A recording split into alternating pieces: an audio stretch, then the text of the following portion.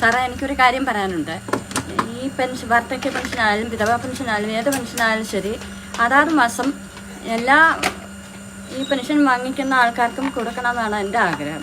അതിന് കാലാകാലങ്ങളിൽ ഏത് സർക്കാർ വന്നാലും ശരി, ഇടത് സർക്കാർ വരണമെന്നാണ് എൻ്റെ ആഗ്രഹം.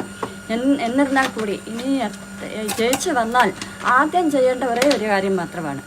എന്താണെന്ന് വെച്ചാൽ ഈ പെൻഷൻ എല്ലാവർക്കും അതാത് മാസം കൊടുക്കണമെന്നാണ് എൻ്റെ ആഗ്രഹം.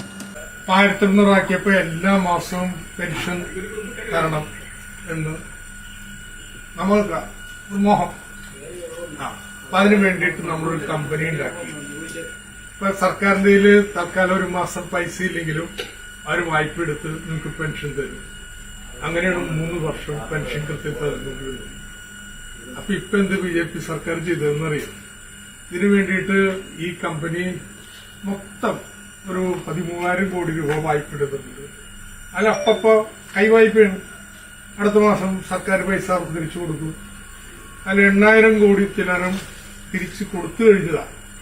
ഇന്നിപ്പോ ഈ നിമിഷം 13,608 കോടി രൂപ കേരളത്തിന് തരാനുണ്ടെന്ന് സുപ്രീം കോടതിയിൽ കേന്ദ്ര സർക്കാർ സമ്മതിച്ചിരിക്കുക. കേസിനുള്ളിൽ ചില തരൂരെന്നാ പറയുന്നത്. ആ 13,000 കിട്ടിക്കഴിഞ്ഞിട്ടുണ്ടെങ്കിൽ ഒരു കുടിശ്ശിയില മുഴുവൻ പണവും തരാം. ഏതായാലും ഇന്നിപ്പോ വലിയ സാധാരണ പറയുന്ന കോൺഗ്രസ് ഒന്നും ഈ ഇത്രയും നാള് രാജ്യം ഭരിച്ചിട്ട് 100 രൂപയല്ലേ പാവങ്ങൾക്ക് പെൻഷൻ തന്ന്. ആ വ്യത്യാസം സാറേ, എല്ലാവരെയും നമ്മൾ പത്രം വായിക്കാറുണ്ട്, എല്ലാം അറിയുന്നുണ്ട്, കേൾക്കുന്നുണ്ട്. പക്ഷെ എന്റെ ആവശ്യം എന്ന് വെച്ച് കഴിഞ്ഞാൽ ഈ പെൻഷനാണ് അതാത് മാസം 1000 കോടി 500 കോടി അത് കിട്ടണം എന്നുള്ളതാണ് എന്റെ ആവശ്യം. നിങ്ങളുടെ ആവശ്യങ്ങൾ വെച്ച് ഇതൊക്കെ വെറുതെ കിട്ടിയിട്ടുള്ളതല്ല. ഇവിടെ നാട്ടിലെ തൊഴിലാളികൾ നിങ്ങളെപ്പോഴൊക്കെ സമരം ചെയ്ത് നേടിയിട്ടുള്ളതാണ്. കർഷക തൊഴിലാളികൾക്ക് എത്ര സമരം ചെയ്തിട്ട് അവിടെ പെൻഷൻ വന്നത്. അപ്പൊ ഇതിന് തടസ്സം നിൽക്കുന്നത് കേന്ദ്ര സർക്കാരാണ്, കൊടുപ്പിക്കാതിരിക്കാൻ വേണ്ടി. അതുകൊണ്ട് ഇതിനെക്കുറിച്ച് ബോധമുള്ളവര് ചെയ്യേണ്ടത് ഈ പണിയൊന്നും ചെയ്താലും അവർക്ക് വോട്ട് കിട്ടത്തില്ല എന്ന് ഇലക്ഷനിൽ കാണിച്ചു കൊടുക്കാൻ വേണ്ടി. അങ്ങനെയാണെങ്കിൽ ഇത് തരാൻ മനസ്സുണ്ടായ ആൾക്കാർ അവിടെ പോയിട്ട് മേടിക്കുന്നു.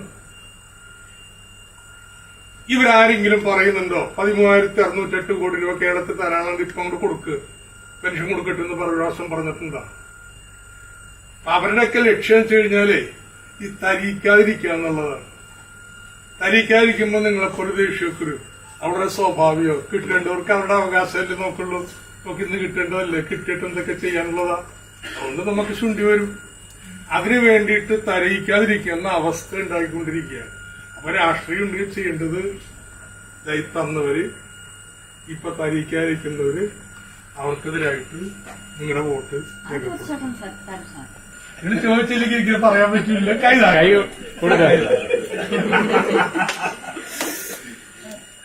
ശരി.